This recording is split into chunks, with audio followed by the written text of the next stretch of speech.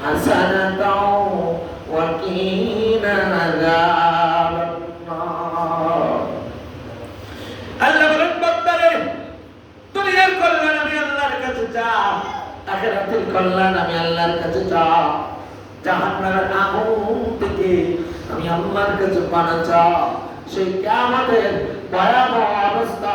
কিয়ামতের ময়দানে আল্লাহর কাছে হাজির হতে হবে আল্লাহ জানিয়ে দিবে এই দুনিয়া থেকে আলমে বরজখ থেকে কিয়ামতের ময়দানে আপনি আমার উঠতে হবে এজন্য আল্লাহ বলেন قل إن الموت الذي تفرون منه فإنه ملاقيكم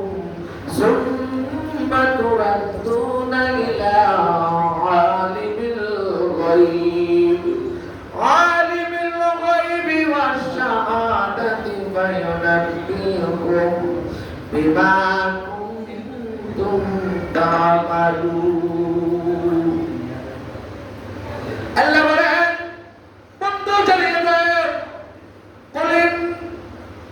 ইন্নাল মাউতাল্লাযী নিশ্চয় প্রত্যেকটা মানুষের কাছে মালাকুল মাউত মুলাকাত করবে সাক্ষাৎ করবে বলো ইন্নাল মাউতাল্লাযী তাফিরুনা মিনহু ফাইন্নাহু প্রত্যেকটা মানুষের কাছে মুলাকাত করবে সে যত দূরেই থাকুক যেখানেই থাকুক না কেন তার সাথে সাক্ষাৎ করবে সুবহানাল্লাহ শুধু তাই নয় আলিমুল গায়বি ওয়াশ শাহাদাতি দৃশ্যের মালিক যিনি আল্লাহ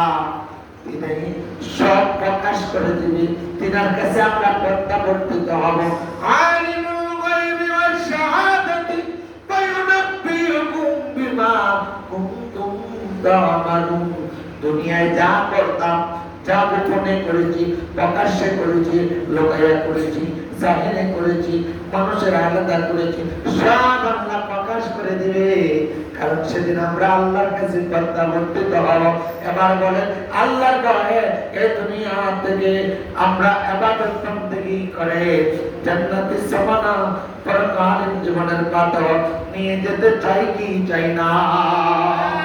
পরকালের কিয়ামতের ময়দান বড় ভয়াবহ অবস্থা সেজন্য কিয়ামতের অবস্থা সম্পর্কে বর্ণনা করলে দীর্ঘক্ষণ লাগবে সেদিক দিয়ে আমি আর যাব না সময় কম শুক্রবার দিন যেহেতু আল্লাহ যেন আমাদের কিয়ামতের ময়দানের জন্য আল্লাহর কাছে হাজরা দেওয়ার আগে দুনিয়ার জগতে আমল করার তৌফিক দান করেন সকলে বলেন আমিন